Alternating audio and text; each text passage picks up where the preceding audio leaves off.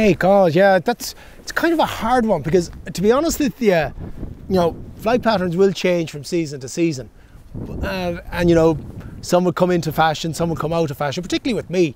But that said, I suppose really that I would have 5, maybe half a dozen, 5 of go-to patterns that I really always want to have. Starting there in the early season one, I think fly I couldn't be without is my fiery brown dabbler. Now, the dabbler is a great Irish pattern, really good Irish pattern, but the fiery brown dabbler early in the season is just, I've had so many fish in it. I think they're actually taking it for shrimp, freshwater shrimp, but yeah, it's one I definitely have to have on a team early in the season.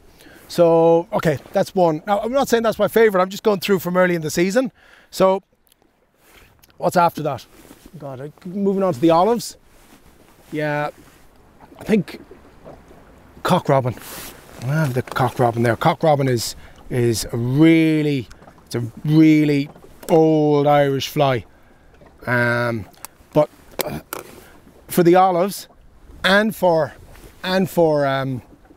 the mayflies in bigger sizes, it's a deadly pattern. Fish it on the point. Yeah, that's another one I couldn't be without. So moving along, I mean, that's kind of covering a bit of olives there and early season. I suppose the mayfly, right. I think my go-to one on the mayfly, and it's really well known on of one of Jackie's patterns here of it, and that's the Lough Arrow mayfly. I've had just, you know, it's just been a phenomenal pattern. I've had so many fish in it. Just see it there. It's fish that is a wet mayfly. I've actually quite often caught on that ginked up and on the top dropper as well. So yeah, definitely that's one of them. Another one there, it's between the two of them and back to it, is the golden olive bumble.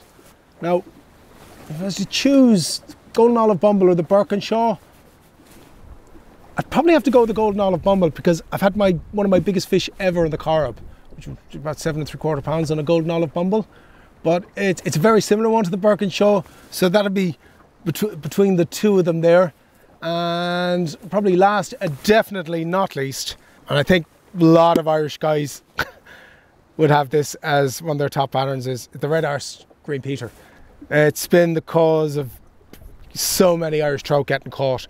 You can fish it dry, you can fish, but generally you fish it as a wet pattern. Fish it on the point, fish it on the top dropper.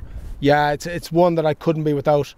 So I think with those patterns there, if I was limited to them for the season and given nothing else, I'd be happy enough for most situations. There's a couple there that I wouldn't go without. All right, yeah. I got a bit myopic there. I was only thinking wets there. Definitely, it's my own one. There's 2 wolves I'd have to decide between. One is, that's one, my own, the Calfeen one with the red rib, the white post, I like that. And the other one, funnily enough, is the Royal Wulf, which is there. I choose, you see, the reason I can't choose between them, because in different light conditions they work differently. So on a brighter day I like the white post one, and on a darker day I like the darker post one. So I'm sorry, I'm going to definitely go 2 wolves. I have to take 2, right? I can't choose one of them. With the sedges, another dry then.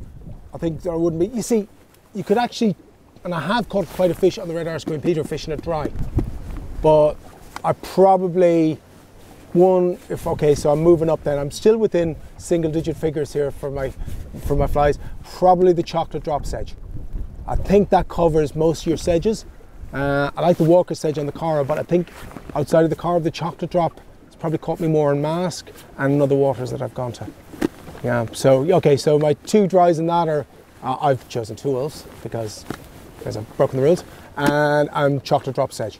And that would get me through most of them. And if I had 1 left, then I'd have to throw it in the fulling mill foam daddy.